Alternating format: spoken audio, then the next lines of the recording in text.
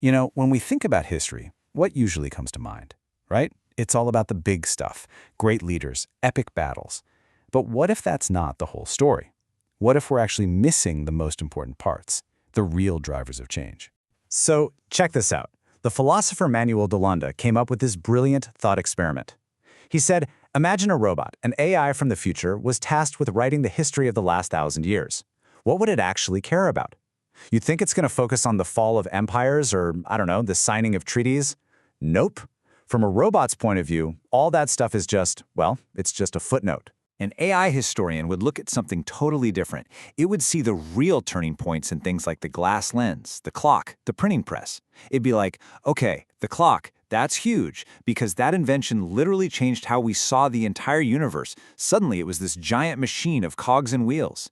The AI would trace this direct, unbroken line from these seemingly simple gadgets right to the world we're all living in today. And the really cool part?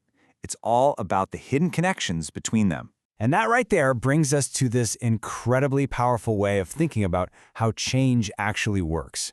It's a concept that pulls back the curtain on all these surprising, totally unpredictable ways that ideas connect and, evolve. And it's called the hummingbird effect. So, why the hummingbird effect? Well, the name actually comes from biology. Picture this. Millions of years ago, flowers and insects started this dance together. The flowers evolved these amazing colors and scents to get the insects to come and pollinate them. It was a classic win-win. But this co-evolutionary dance created a totally unexpected opening for a brand new player, the hummingbird. It evolved this incredible, unique way of flying just so it could get at the nectar those flowers were making for the insects. And that quote just nails it, right? The sexual reproduction strategies of plants end up shaping the design of a hummingbird's wings. I mean, think about that. Who would have guessed that a plant trying to reproduce would lead to a bird that can hover in midair? It's a wild leap, but that's exactly how human innovation works too.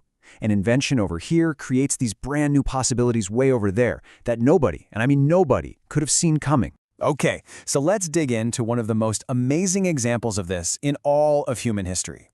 Seriously, this is a mind-bender. It's a chain reaction that connects the invention of the book all the way to how we understand life itself. So here's how it all went down. Step 1. Gutenberg's printing press makes books cheap and easy to get. Suddenly, you've got a public that can read. But step 2, all that squinting at tiny letters reveals a problem that was always there but nobody really noticed. Tons of people were farsighted. Which leads to step 3, the demand for eyeglasses, for spectacles, just explodes. You get this whole new class of experts who do nothing but grind lenses. And what happens when you have a bunch of smart people tinkering with the same thing? They start experimenting. Step 4, they figure out if they line up a couple of lenses, they can see things really close up. They've just invented the microscope. And that leads to the final step. Someone like Robert Hooke points that new gadget at a piece of cork and discovers the cell, the fundamental building block of all life. That is the hummingbird effect, right there.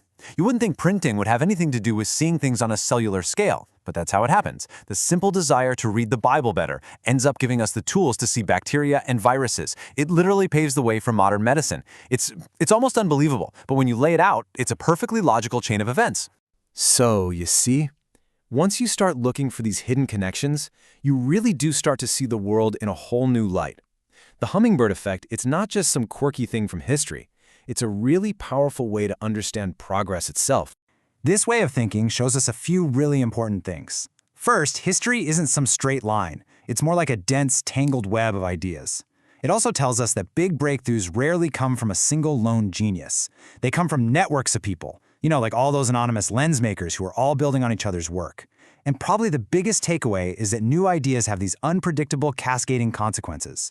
And that right there is why it's pretty much impossible to predict the real impact of any new technology. And that leaves us with one last really fascinating question to think about. I mean, look at the technologies we're inventing right now. AI, gene editing, social media. We all know what they're supposed to do. But what are the hummingbird effects? What are the totally unintended consequences? What amazing new opportunities, or maybe new problems, are they creating that we just can't even imagine yet? I mean, what's the hummingbird's wing of the internet? It's something to think about, right?